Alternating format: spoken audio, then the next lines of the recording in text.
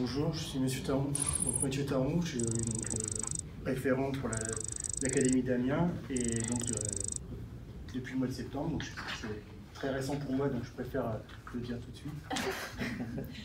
Donc je découvre en même temps les BRNE et ma mission.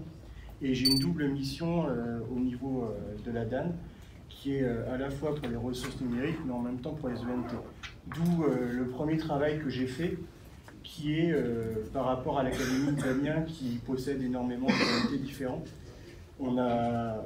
J'ai vérifié que l'accès aux ressources BRNE était bien disponible dans tous les ENT. Et justement, pour un des ENT, en fait, c'était assez compliqué d'y accéder. Et j'ai voulu simplifier l'accès et la visibilité de toutes les banques de ressources pour cette ENT. Et donc c'est pour ça que j'ai fait un premier tableau à disposition et mis à disposition directement par un onglet dans l'ENT. Donc c'est l'ENT e-learning dans le département de l'Aisne. Mais c'était aussi pour une collègue de la DAN qui avait comme mission de faire une formation dans un séminaire sur les présentations des banques de ressources.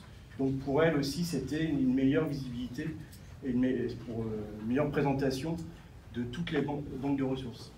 C'est vrai que ce que j'ai remarqué, c'est que c'était assez difficile